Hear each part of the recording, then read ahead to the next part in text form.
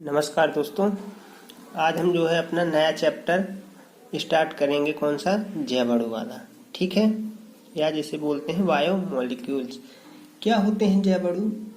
यह वे कार्बनिक कंपाउंड होते हैं जो हमारे लिए बहुत ही ज़्यादा महत्वपूर्ण होते हैं और जो हमारे शरीर में होने वाली विभिन्न रासायनिक अभिक्रियाओं में भाग लेते हैं।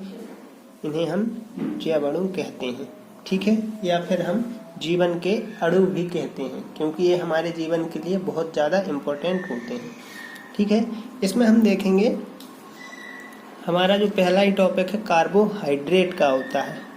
ठीक है, अभी तक हमने देखा कि कार्बोहाइड्रेट को हम जो है कैसे डिफाइन करते थे कि वे रासायनिक पदार्थ जिनमें कार्बन, हाइड्रोजन और ऑक्सीजन होती है कार्बोहाइड्रेट कहलाते हैं। ये कार्बोहाइड्रेट कहलाते तो हैं, मगर आजकल इनकी जो है एक निश्चित परिभाषा दी गई है, जो कि क्या है?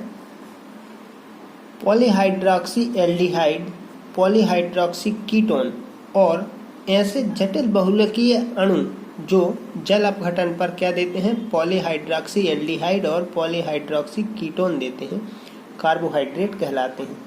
कहने का मतलब ये है उनका कि जब हम पॉलीहाइड्रॉक्सी एल्डिहाइड का जल अपघटन करवाएंगे तो हमें क्या प्राप्त होगा? पॉलीहाइड्रॉक्सी एल्डिहाइड प्राप्त होगा। ठीक है, या फिर हम पॉलीहाइड्रॉक्सी कीटोन का जल अपघटन करवाएंगे तो हमें पॉलीहाइड्रॉक्सी कीटोन प्राप्त होगा। या फिर जो और भी कार्बनिक यौगिक होते हैं, बहुलकीय अणु, जटिल कार्बनिक बहुलकीय अणु जो होते हैं, उनका जल अपघटन करवाएं तो भी वो हमें एल्डिहाइड और कीटोन देंगे। ठीक है, इनका जो सामान्य सूत्र होता है वो क्या है? CX×H2OY। ठीक है, यदि हम इसके एग्जाम्पल की बात करें तो क्या होता है? Glucose, fructose, sucrose, starch, cellulose वगैरह इसके बहुत सारे एग्जाम्पल होते हैं। ठीक है, और यदि हम इनके स्रोत की बात करें तो ये जो होते हैं पेड़ पौधों में बहुत अधिक मात्रा में पाए जाते हैं। ठीक है, पेड़ पौधों में बहुत अधिक मात्रा में पाए जाते हैं तथा उन्हें क्या करते हैं? संरचनात्मक आधार प्रदान करते हैं। ये तो आप जानते होंगे कि पेड़ पौधों में सेलुलोज जो होता है बहुत अधिक मात्रा में पाया जाता है। ठीक है, इसके बाद हम देखते हैं जो कार्बोहाइड्रेट होते हैं उनके जैविक कार्य। तो इनका जो मुख्य कार्य होता है वो क्या होता है? शरीर को ऊष्मा प्रदान करना। ठीक है, ऊष्मा प्रदान करना है ना, और हमारे शरीर को कार्य करने के लिए ऊर्जा भी इन्हीं से प्राप्त होती है। ऊर्जा प्रदान करना। ठीक है, और कोशिका झिल्ली का निर्माण करना। कोशिका झिल्ली का निर्माण करना। ठीक है, पेड़ पौधों का जो होता है अधिकांश भाग इन्हीं का बना होता है। अधिकांश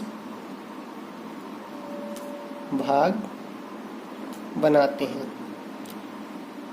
अधिकांश भाग से तात्पर्य, यदि हम बात करें पेड़ पौधों में लगभग 70% जो होता है कार्बोहाइड्रेट ही होता है।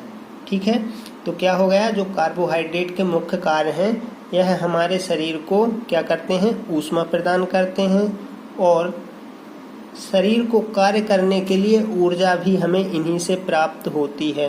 ठीक है, ये क्या करते हैं? कोशिका झिल्ली का निर्माण करते हैं और पेड़ पौधों का या पौधों का अधिकांश भाग बनाते हैं। यदि हम परसेंट में बात करें तो लगभग जो पेड़ पौधे होते हैं उनका 70% भाग जो होता है किस चीज़ का होता है? कार्बोहाइड्रेट का होता है।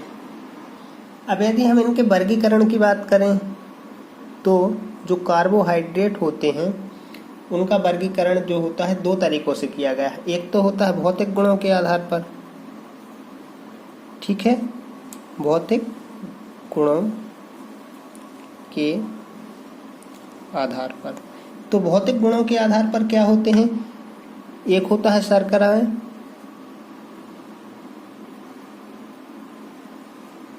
और दूसरा होता है अशर्कराएं, ठीक है। ये क्या है, इनका भौतिक गुणों के आधार पर। जो हमारे शर्करा वाले कार्बोहाइड्रेट जो होते हैं वो कैसे होते हैं, क्रिस्टलीय होते हैं, क्रिस्टलीय होते हैं, ठीक है। मतलब इनके जो हैं क्रिस्टल के रूप में ये पाए जाते हैं और मीठे होते हैं,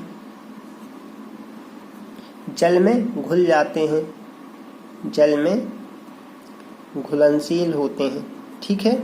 यदि हम इसके एग्जाम्पल की बात करें, जल में घुलन जो हमारे शर्करा वाले होते हैं, तो इसमें आ जाएगा हमारा, यहाँ लिख देता हूँ क्योंकि वहाँ जगह नहीं है, ग्लूकोज, फ्रक्टोज, ठीक है।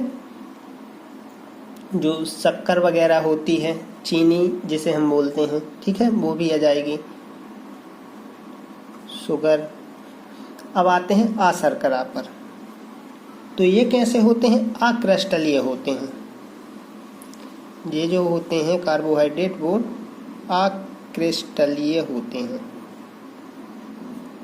ठीक, और स्वादहीन होते हैं।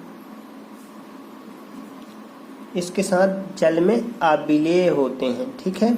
अविलेय अकेला लिख देता हूँ, जल में अविलेय होते हैं। हाँ।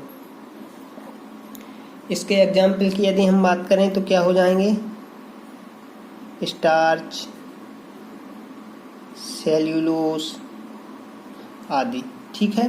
तो ये क्या हो गया, भौतिक गुणों के आधार पर वर्गीकरण हो गया, दो प्रकार के, शर्करा और एक अशर्करा।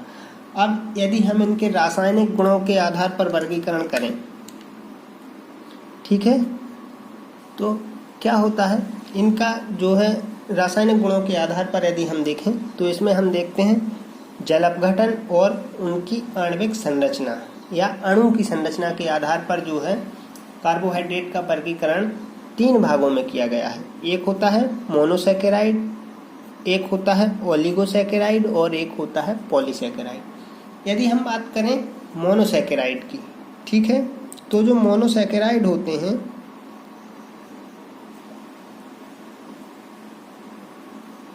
मोनोसैकेराइड जो होते हैं वो क्या होते हैं, ये सबसे सरल वाले कार्बोहाइड्रेट होते हैं, ठीक है। सबसे सरल कार्बोहाइड्रेट होते हैं जिनका जल अपघटन नहीं होता है, जल अपघटन नहीं होता है, ठीक है। ये स्वाद में मीठे होते हैं और जल में घुल सकते हैं या घुलनशील होते हैं, ठीक है। तो इसमें हमारे आ जाएंगे ग्लूकोज और फ्रक्टोज, ठीक है। क्या हो जाएगा, एक हो जाएगा हमारा ग्लूकोज और दूसरा हो जाएगा फ्रक्टोज। इसके एग्जाम्पल हैं, एक बार फिर देख लेते हैं। जो मोनोसैकेराइड होते हैं वो सबसे सरल क्या होते हैं, कार्बोहाइड्रेट होते हैं जिनका जल अपघटन नहीं होता है। ये स्वाद में मीठे और जल में घुलनशील होते हैं। इसके एग्जाम्पल यदि हम देखें तो ग्लूकोज और फ्रक्टोज होते हैं, ठीक है। अब देखें तो ये जो होते हैं मोनोसैकेराइड वो भी दो प्रकार के होते हैं, दो प्रकार के, ठीक है। दो प्रकार के कौन कौन से, एक होता है एल्डोज और दूसरा होता है कीटोस। मतलब कहने का यह है कि यदि जो एल्डोज होते हैं वो क्या होते हैं, पॉलीहाइड्रॉक्सी एल्डिहाइड होते हैं, और जो कीटोस होते हैं वो पॉलीहाइड्रॉक्सी कीटोन होते हैं, ठीक है। और यदि इनका सूत्र की बात करें तो क्या होता है, CH2O टाइम्स N होता है। इनका जो सामान्य सूत्र होता है वो CH2O टाइम्स N होता है। अब यदि हम देखें ओलिगोसैकेराइड, तो ओलिगोसैकेराइड क्या होता है? ओलिगोसैकेराइड में क्या होता है? वे कार्बोहाइड्रेट जो जल अपघटन करवाने पर, ठीक है, 2 से लेकर 10 तक मोनोसैकेराइड की इकाइयां उत्पन्न करें। कहने का मतलब ये है कि यदि हम मान के चलो कोई कार्बोहाइड्रेट दिया गया है तो उसका हम जल अपघटन करवा के देखेंगे।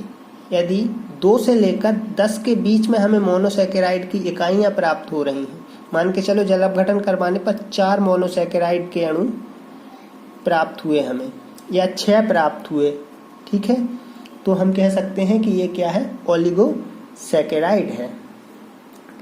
सीधी सिंपल सी बात है कि ये जल अपघटन पर 2 से 10 मोनोसैकेराइड इकाइयां देते हैं, ठीक है, और जितनी भी इकाइयां प्राप्त होती हैं उनकी संख्या के आधार पर हम इन्हें जो है किसमें डाइसैकेराइड, ठीक है, मैं सैकेराइड नहीं लिख रहा हूँ, शॉर्ट में लिख देता हूँ, ट्राइसैकेराइड। यदि मान के चलो 2 इकाइयाँ उत्पन्न हुई तो डाई, और यदि 3 इकाई उत्पन्न हुई मोनोसैकेराइड की तो ट्राइसैकेराइड। ऐसा यदि हम आगे देखें तो टेट्रासैकेराइड, पेंटा, हेक्सा, ऐसा 10 तक चलता जाएगा, ठीक है। तो यदि हम इसके एग्जाम्पल देखें डाइसैकेराइड की तो क्या होता है? सुक्रोज, माल्टोज, लैक्टोज, इसके जो हैं एग्जाम्पल हैं C12H22O11, ठीक है, जो क्या है? डाइसैकेराइड का। ऐसे ही हम ट्राइसैकेराइड में देखें C18H32O16, ये किसका है? ट्राई का है। टेट्रा का हम देखें तो क्या होता है? C24H42O21, ठीक है, ये क्या है? रेफिनोज है हमारा, रेफिनोज। और ये है हमारा स्टेकियोस, स्टेकियोस।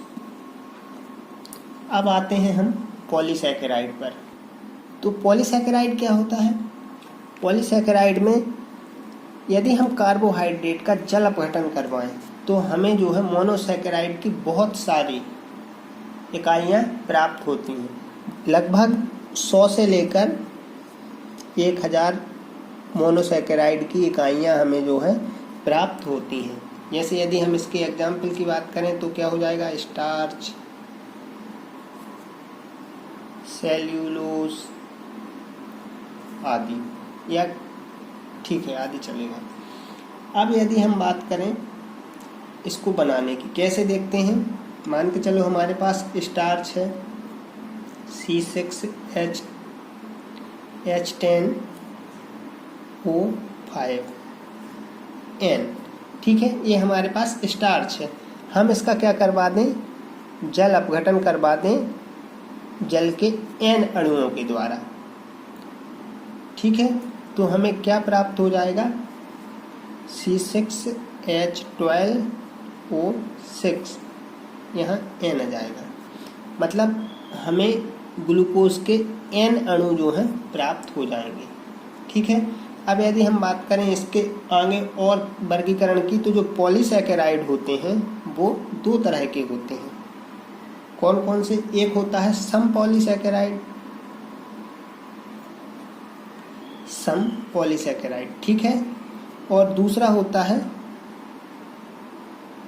विषम पॉलीसैकेराइड। तो सम पॉलीसैकेराइड में क्या होता है? जब हम कार्बोहाइड्रेट का जल अपघटन करवाएं तो हमें एक ही प्रकार की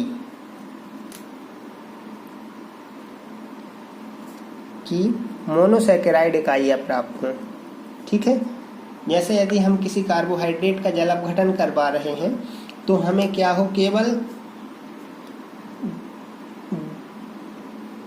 ग्लूकोज ही प्राप्त हो, है ना, मतलब जितनी भी इकाइयां हों वो केवल ग्लूकोज की ही हो या फ्रक्टोज की ही हो। फ्रक्टोज की ही हो। ऐसे मतलब केवल एक ही प्रकार की इकाइयाँ हमें प्राप्त होनी चाहिए, तो वो क्या कहलाती हैं? सम पॉलीसैकेराइड। इसमें हमारा स्टार्च और सेल्यूलोज आ जाएगा। अब विषम पॉलीसैकेराइड में क्या होता है?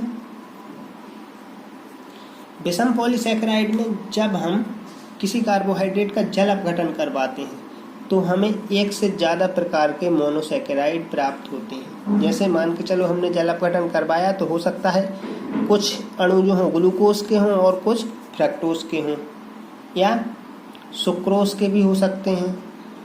मतलब एक से अधिक प्रकार के जो हैं मोनोसैकेराइड यूनिट या इकाई हमें प्राप्त होंगी। तो इसका एग्जाम्पल है ग्लाइकोजन। उम्मीद करता हूँ दोस्तों आपको वीडियो जो है समझ में आ गया होगा। यदि और कोई भी दिक्कत होती है आप प्लीज़ कमेंट करके ज़रूर बताएं। धन्यवाद।